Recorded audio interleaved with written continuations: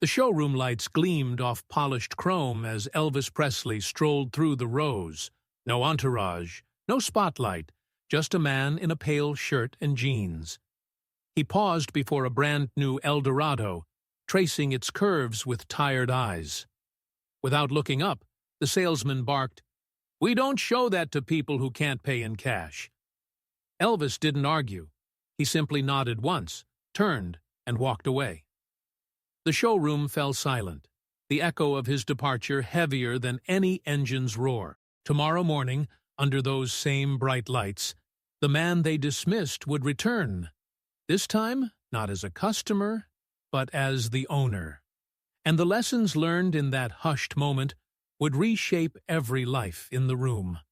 On a sultry Memphis afternoon in the summer of 1969, Presley's automotive quietly hummed with the low drone of air conditioning and the metallic scent of polished steel. Rows of gleaming Cadillacs stretched across the showroom floor like silent sentinels. A handful of salesmen lounged by their desks, tapping on calculators or scrolling through paperwork. No one glanced up when the side door swung open to admit a solitary figure in a pale blue shirt and dark jeans. No security entourage, no sunglasses, no flashing cameras, just a man with a kind, slightly weary face. Tommy Anderson, fresh from Chicago and brimming with youthful swagger, watched the newcomer from behind a glossy fender. He assumed the man was merely another window shopper, another nobody with false hopes of financing a luxury vehicle. When the stranger paused before a brand-new Cadillac Eldorado, eyes tracing its sleek lines, Tommy's impatience flared. He strode forward, name badge gleaming. "Can I help you?" The man turned slowly, polite interest in his gaze. "I'm curious about this model," he said softly. "Could I see the brochure?" Tommy bristled. "We don't waste time with tire kickers," he snapped, jerking a thumb toward the showroom exit. "If you can't buy, don't bother." A hush fell. Other salesmen stiffened, overly aware of their colleague's harsh tone. The pale blue-shirted man's features betrayed only a flicker of sadness as he nodded, stepped back, and exited. Wordlessly, he departed, leaving a brittle silence in his wake, one that no car engine or showroom radio could pierce. Tommy returned to his desk, smug and unaware that he had just offended the restaurant's elusive owner, a legend whose generosity and goodwill shaped Memphis itself. The other salesmen exchanged uneasy looks. One clutched his wallet as though suddenly afraid to spend. Another cleared his throat, quietly admonishing Tommy to stay sharp. Down the polished lanes of sedans and coupes, the stranger had vanished. Yet in his wake he left more than an empty promise of a sale. He left a question. Who treats a man so casually as though he were nothing? Part 2. Old Wounds. That evening, Elvis Presley settled into the back seat of his Blacktown car, driver's eyes respectful and wary. The neon glow of the dealership's sign faded as they peeled away. Elvis reclined, fingertips brushing the side door's cool metal, and stared out at the dusky highway. Memories of his mother surged, a woman who once scrubbed floors and stitched clothes to keep her hungry boy safe. He recalled the thrill that once shot through him when he glimpsed his first old sedan on ancient Tupelo sidewalks, dreaming of freedom beyond his means. In the limo's silence, Elvis replayed the afternoon's sharp rebuke. He had sought an unguarded moment, a chance to walk incognito among people he served so often, but rarely met face to face. Instead, he found contempt. A stranger's scorn peeled back the gloss of his fame and left him raw. He winced as the driver mentioned, "That young buck, Tommy." Elvis closed his eyes. Next to him lay a letter from Priscilla, neatly folded. "Wish you'd let me plan a surprise for you," she'd written. Underneath, her penmanship curved. "You said you wanted to see people as they are. Just don't let them see you as they wish." He slid the paper into his jacket pocket and murmured, "That's the point, baby. See them, learn from them." He needed a moment of solitude, away from taste tests and laughter, to process his youth's hunger and today's pride. Part 3. The Return of the Owner. The following morning, the showroom's polished silence was shattered by the arrival of an impressive convoy, a black Cadillac with dark-tinted windows, flanked by 2 sleek sedans. Word rippled through the sales floor. The owner has arrived. Suits straightened, ties smoothed, pens gripped with renewed purpose. Tommy, bleary-eyed from an early shift, looked up just as the front doors swung open. Colonel Parker strode in first, followed by Elvis himself. Now in a tailored charcoal suit, the same gentle face framed by immaculately styled hair. Cameras and PR folk were held back at the door. This was not a press appearance, but a private engagement. Elvis moved with quiet confidence, nodding curtly at the assembled staff. The manager, pale and shaking, led him directly to the Eldorado. Tommy's heart thudded. This was the very car he'd dismissed yesterday. Now Elvis stood before it, hand resting on its gleaming hood. Tommy swallowed. The legend's quiet authority filled the room. Elvis turned, gaze settling on Tommy. "You told me I didn't look like a buyer," he said softly, voice threaded with hurt and firm compassion. Tommy's mouth went dry. He dropped his notepad. I didn't know," he managed, voice cracking.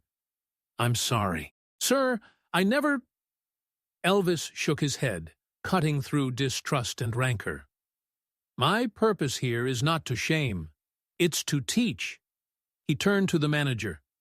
"Finance sheet A-17, please." The manager scurried for the paperwork. Elvis signed swiftly, then handed the pen across the hood. "I'll take it."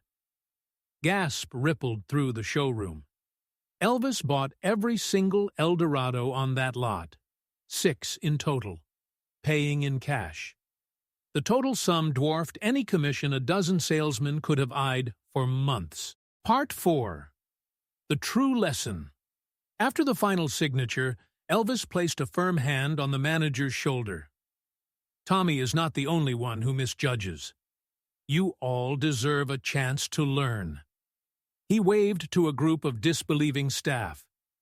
"Tomorrow morning, Tommy will wash these cars, every one of them, not for shame, but to remember the dignity in service." The hush deepened into inspired determination. Tommy's eyes glistened as he met Elvis's steady gaze. The king's kindness was a lesson sharper than any reprimand. At dawn the next day, Tommy scrubbed chrome and buffed leather under Elvis's watchful eye. Each swirl of the cloth was a lesson in humility and respect.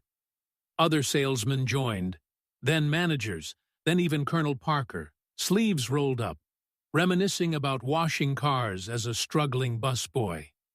Laughter and camaraderie replaced yesterday's tension. When the sun climbed high over that quiet Memphis showroom, every Eldorado shone like a beacon. Elvis, inspecting the final car door, nodded approvingly. "Remember," he said quietly to Tommy, "power is not in how many cars you sell, but in how you treat the person who drives the least expensive one." As he departed, again through the side door, Elvis left behind a transformed team, a batch of spotless Cadillacs, and a single simple truth.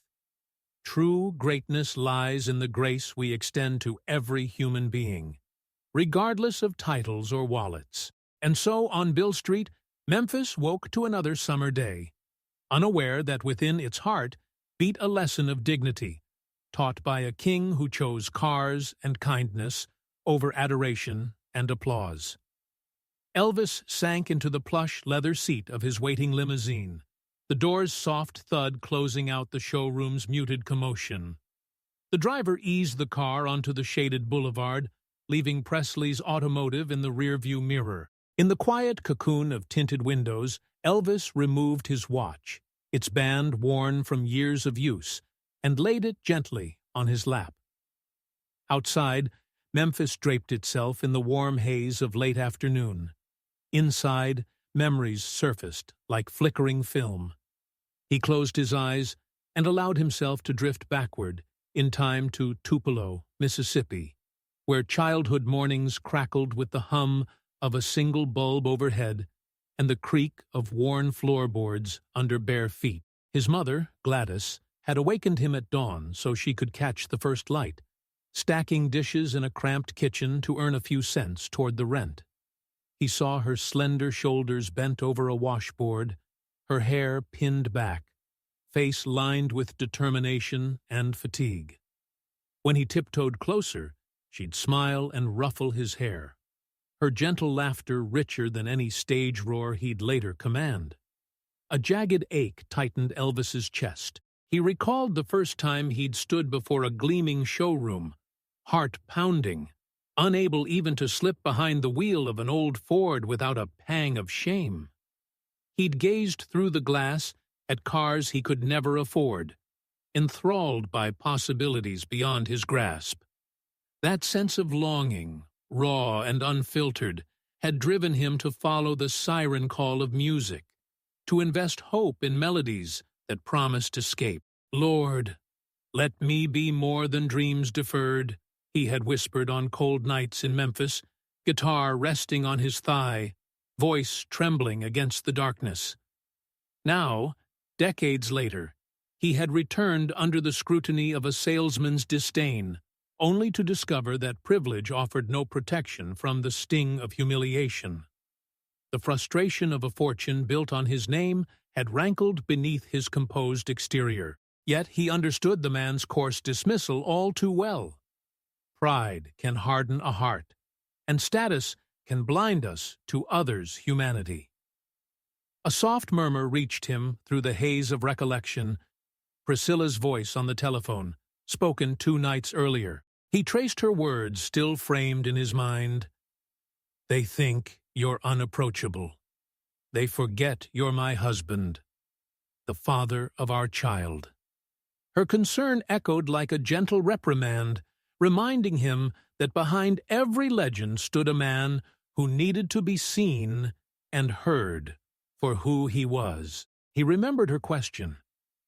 "Do you want to be the king they read about? Or the man I know?" He had squeezed the phone tightly, realizing that his desire to go unnoticed was rooted in a deeper need to reconnect with the simple truths he'd left behind. "I want to be me," he'd said, voice thick with resolve, "and if they won't let me, I'll remind them."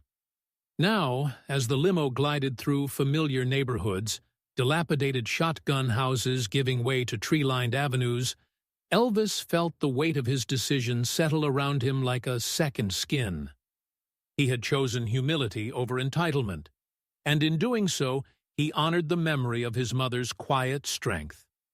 An image emerged, a child with eyes wide open, knees muddy, gazing at a distant horizon of possibilities. That child had become a star, yet retained the same craving for dignity that had spurred him from Tennessee's cotton fields to the stages of Las Vegas. The years had tempered his voice, enriched his style, but had never dulled the core of longing that drove him to connect with the world in moments free from cameras. He opened his eyes and turned to face the limo window. Glints of light danced across the dashboard, forming patterns that reminded him of home. He smoothed a crease in his sleeve and straightened in his seat. Peace settled in the hollows of his chest, the tension of rejection easing at last. When the driver pulled up to Graceland's gates, Elvis paused before stepping out. There, beyond the wrought iron fence, lay his refuge, rooms filled with memories both grand and intimate. But that evening, his aim was not to retreat, but to carry the lessons of the day into a life lived fully. He crossed the lawn, boots silent on the gravel path. The sprawling porch waited, lanterns casting a golden glow. Inside, Priscilla and Lisa Marie would be there, two anchors in a sea of expectation. He pictured their faces as he pushed through the door, her gentle smile, the girl's bright curiosity, and felt a surge of warmth that no showroom rejection could extinguish. In the quiet of Graceland's twilight halls, he shed the exhaustion of pretense. He resolved, then and there, to embrace every role he held. Singer, icon, husband, father, and most of all, simply a man deserving of kindness. Tomorrow, he would return to that showroom. Already he knew he would. But now he carried with him a quiet certainty. Authority and wealth were transient. Compassion was enduring. His mother had taught him that. And love, Priscilla's unwavering faith, had reminded him. He exhaled, a soft breath of release, and walked on, footsteps steady in the hush of home.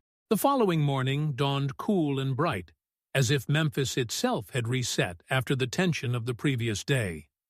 Presley's automotive display lights gleamed, rows of sedans and coupes standing at attention under the rising sun.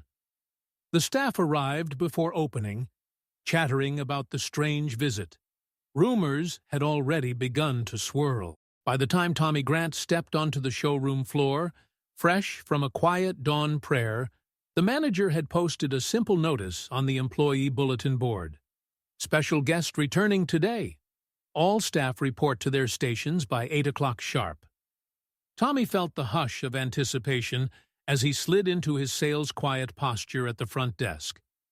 He arranged brochures in neat stacks, each brochure displaying the soaring profile of a Cadillac Eldorado.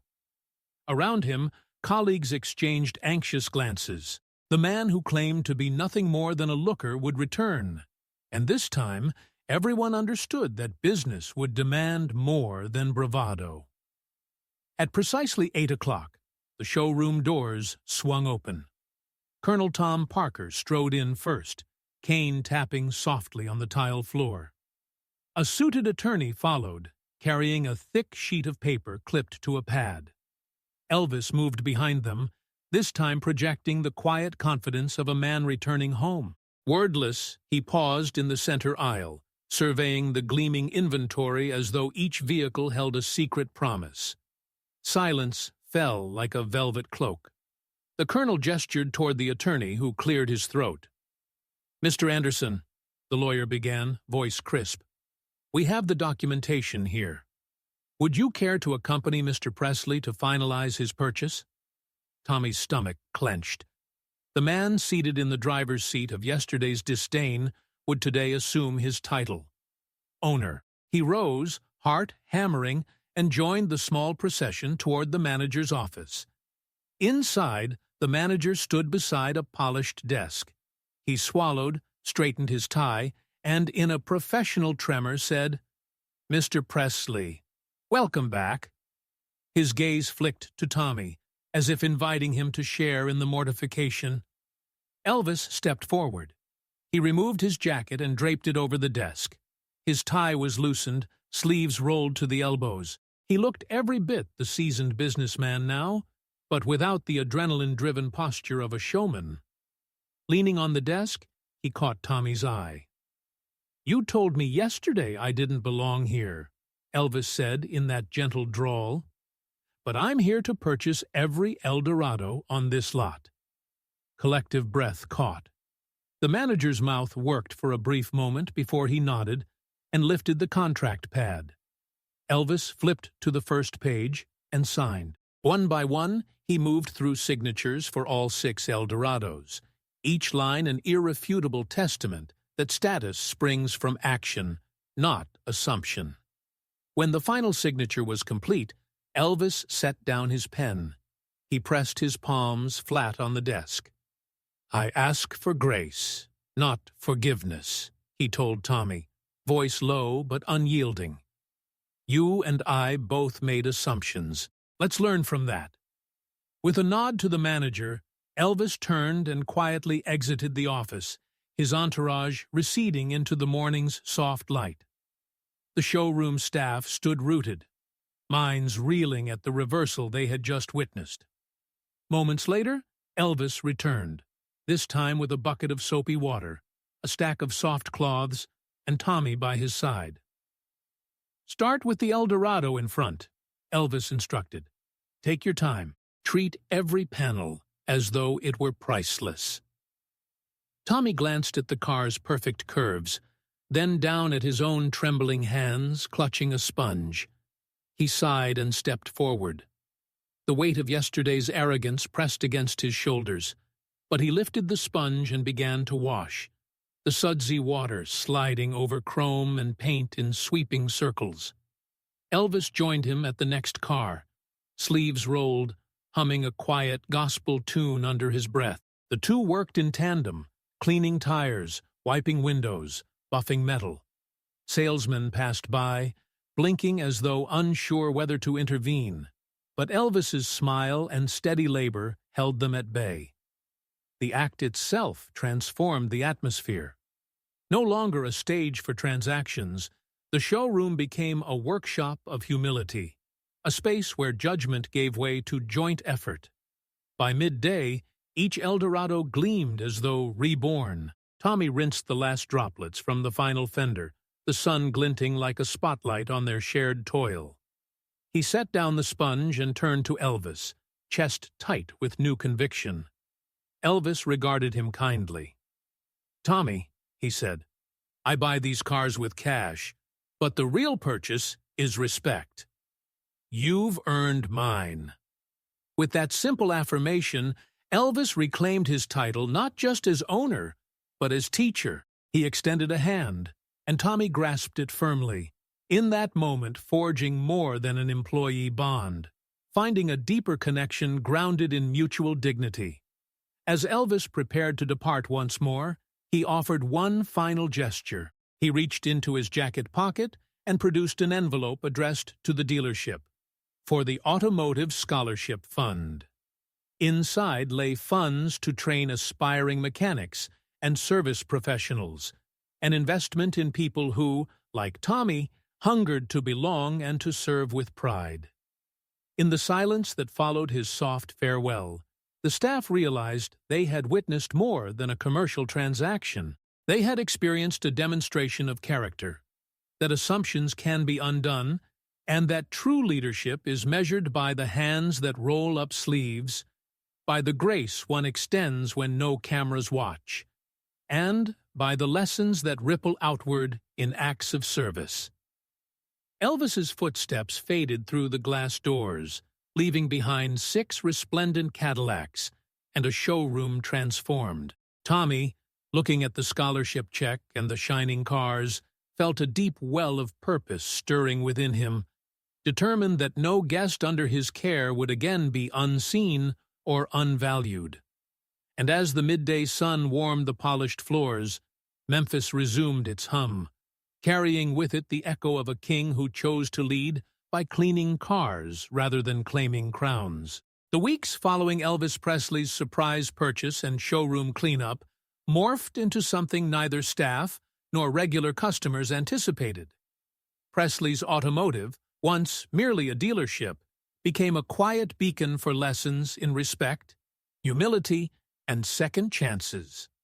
Elvis's funding for the newly established Presley Service Scholarship was already at work. Posters in the break room announced the first round of awards, grants for aspiring service professionals to attend technical training, hospitality courses, or management seminars.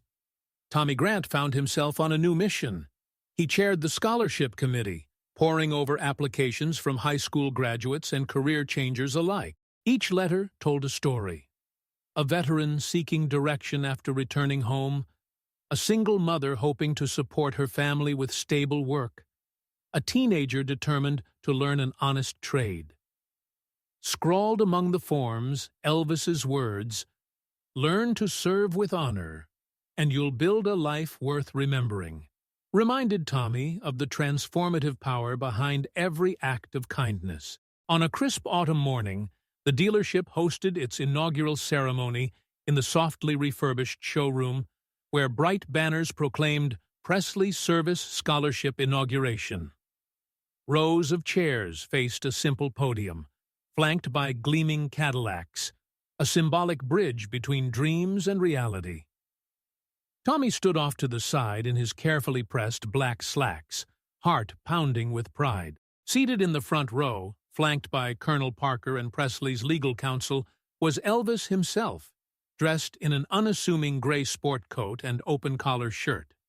He offered mild nods of encouragement to each scholarship recipient as they approached the microphone. One by one, the grantees, 7 in total, shared their aspirations. A young woman named Denise spoke of her desire to become a certified auto technician so she could help support her younger sibling. A former press operator, James, recounted late nights haunted by the question, "Am I worth more than what I did in the war?" Now, he planned to build cabins and restore classic cars, reconnecting his craftsmanship to a sense of purpose. When the final recipient concluded, Elvis rose and stepped to the podium, eluding glare from cameras that his team had arranged to capture the event for internal archives, but strenuously kept from tabloids. The quiet authority in his posture commanded attention without demanding it. He spoke clearly, voice warm. "Today, we recognize not only your potential, but the value of your dreams. Service is more than transactions. It's the bridge between people's hopes and their realities. You will go forward not as servers of machines, but as builders of lives." Silence followed. Then, a woman in the back row, one of the recipient's mothers, rose to her feet and applauded.